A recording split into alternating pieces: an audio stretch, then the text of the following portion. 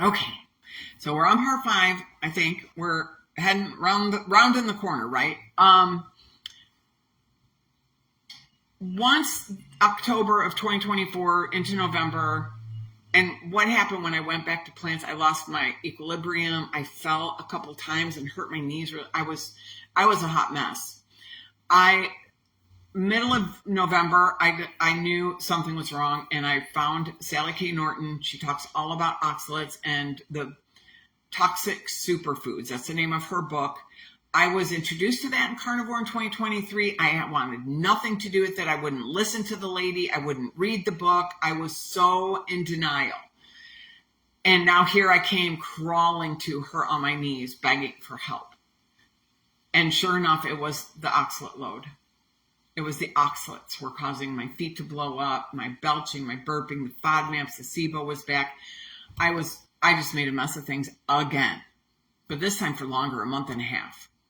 So I had to start pulling the oxalates out, but you have to do it very slowly so you don't hurt yourself worse. And I did pull them out too quick, and then I hurt myself. But then it was kind of like a got to rip the Band-Aid off kind of thing, because no amount of oxalates were good for me. I had problems with oxalates, period. I still do to this day, cannot tolerate oxalates. Not one oxalate can be in my body.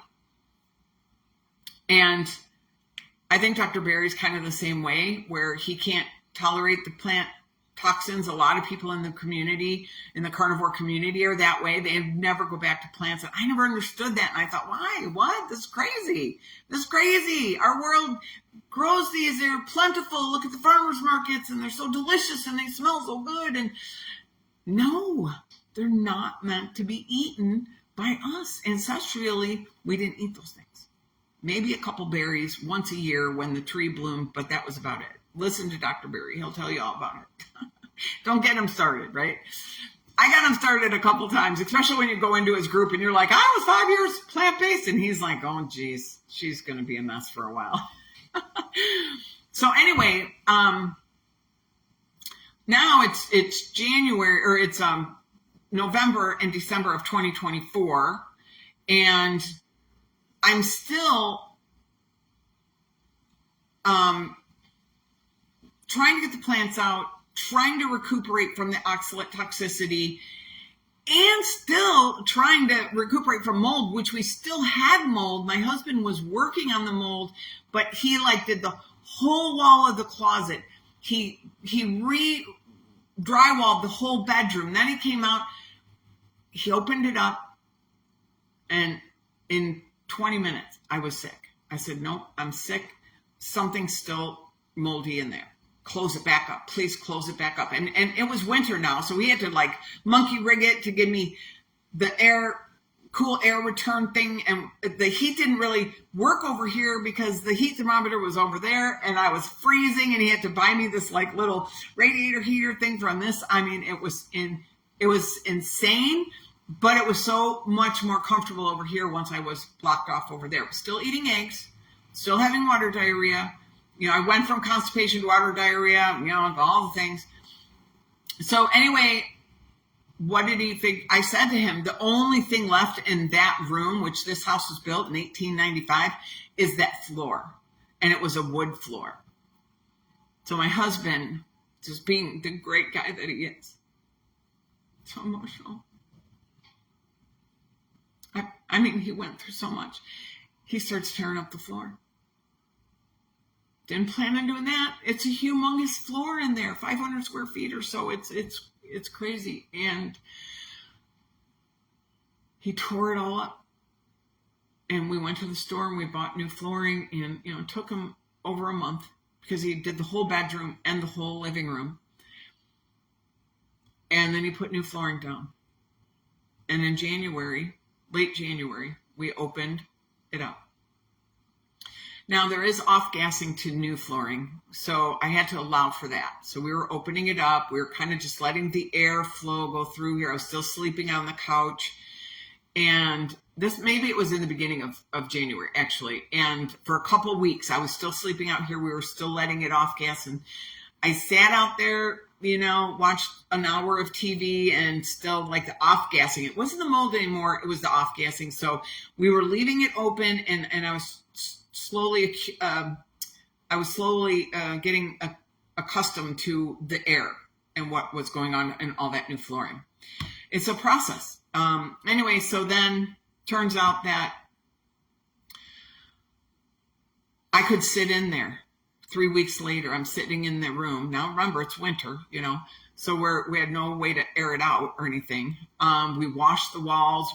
There's this like mold cleaner that we use. I Swiffered the walls every week. I Swiffered the floor, vacuumed twice a day. I was making sure that if there was any mold in my house, there was no more mold spores. I'm telling you. Anyway, I'm sorry to go on about the mold. I'm sure you don't want to hear all about that if that's not your issue. But anyway, so long story short, I eventually got back into my bedroom 4 months after we remediated and everything. However, I was still eating the eggs, and then now the eggs were starting to hurt my stomach, and I had this diarrhea, and I didn't know. I went to the GI doctor. This was March of this year, 2025. And the GI doctor wanted to do a colonoscopy and endoscopy, and I fought tooth and nail. I didn't think I needed it, but I'm like, fine, do whatever you have to do because I don't know what to do with this diarrhea. So she knew nothing about mold or mycotoxins or anything about that. So anyway, I had the procedure done, and she didn't really find anything. She found I had a Barrett's esophagus, which can create somewhat of reflux. I don't suffer with reflux, though, not since being carnivore. And then she said I had a mild case of microscopic colitis, whatever that means.